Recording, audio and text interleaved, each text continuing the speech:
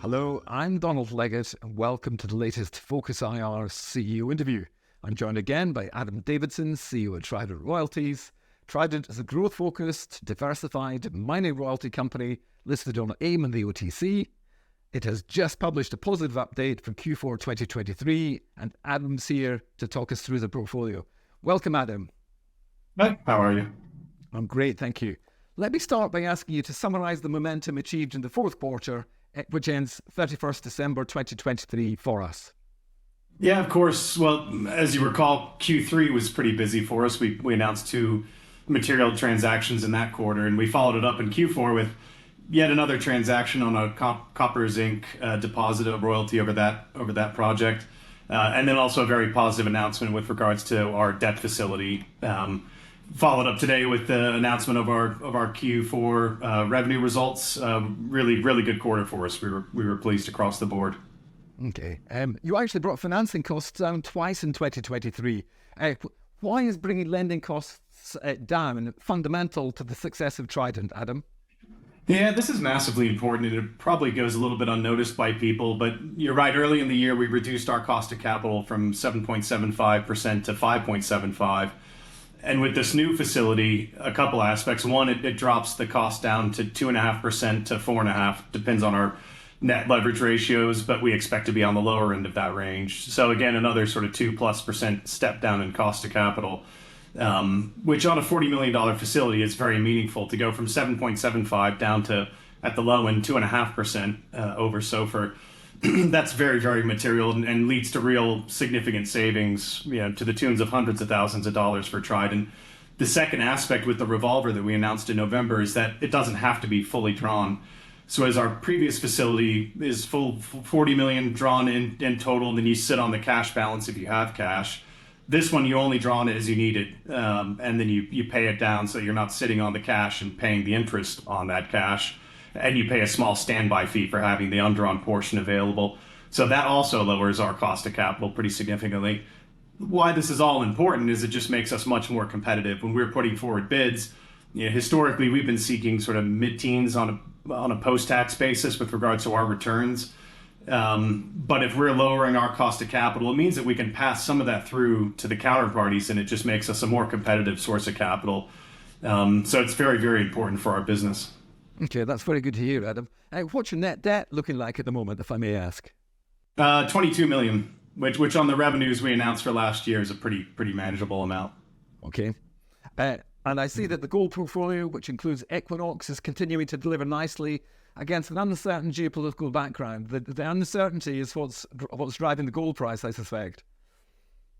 Yeah, absolutely. When we made this acquisition, we flagged that we expected a roughly 1.33% NSR equivalent payment profile on the offtakes, and we've hit that almost to a T. I suppose the one big difference is we were modeling a long-term gold price of in the 1600s, kind of around 1650 an ounce.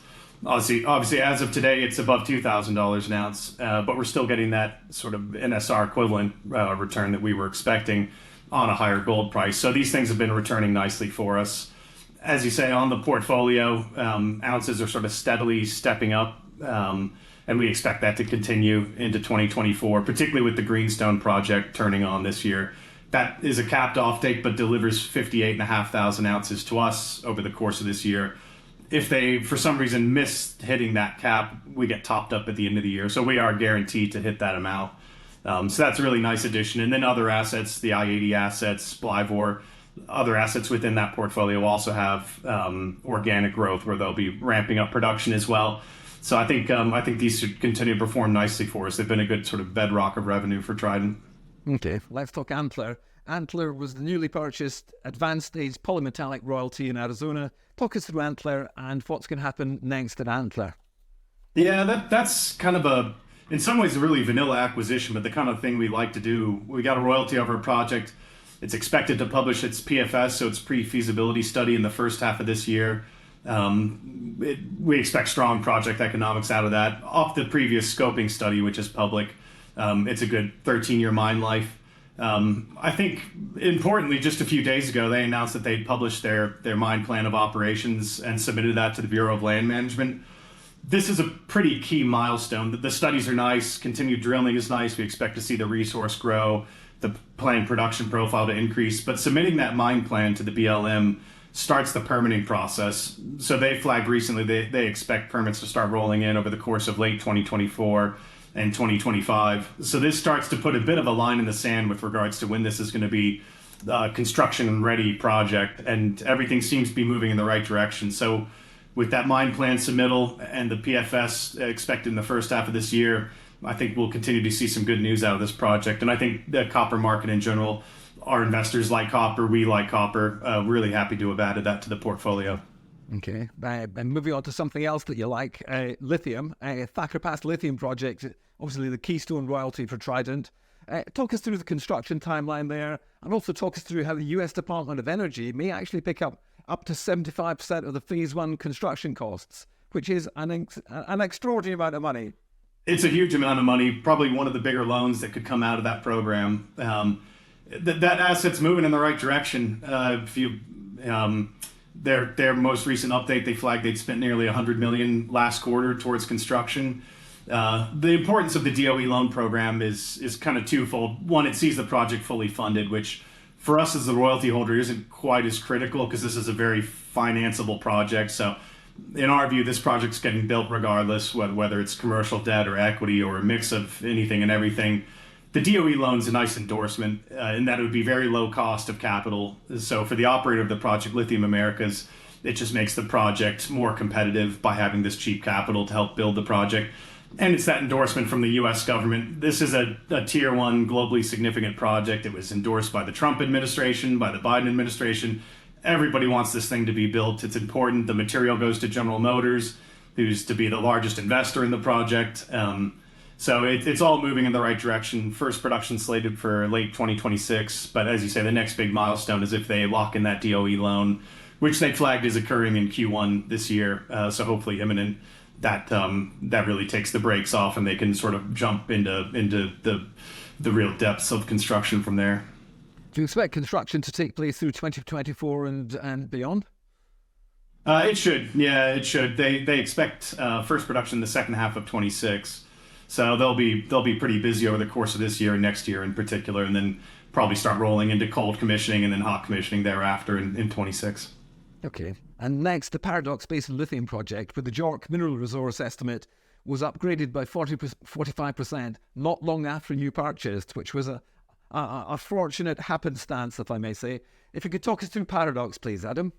Yeah, sure. Yeah, as you said, good timing on that one. We were happy to pick up the royalty in September, and then in October they announced this increase. We knew that they picked up this property, which just kind of bolts right into their existing project. So we were expecting an increase. Didn't expect it to be that large, so that was really positive.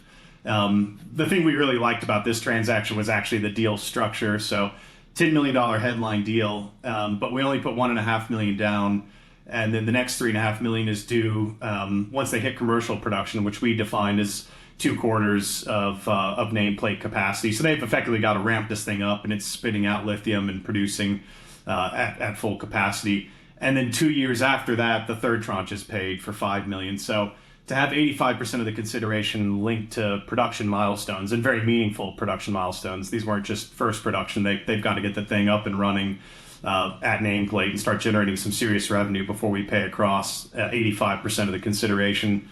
So yeah, to see the project continuing to move forward and to have secured the royalty with that sort of acquisition structure, we were really, really pleased with that. Okay, finally, let me talk to you about Mimbula copper mine in Zambia.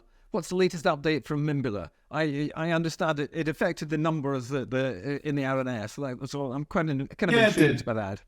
Yeah, we don't want to confuse people, because that was also a very nice structure whereby when we put this investment in place in mid-2020, we had a minimum payment schedule that would continue for 3 years and would see a full return of our deployed capital to us.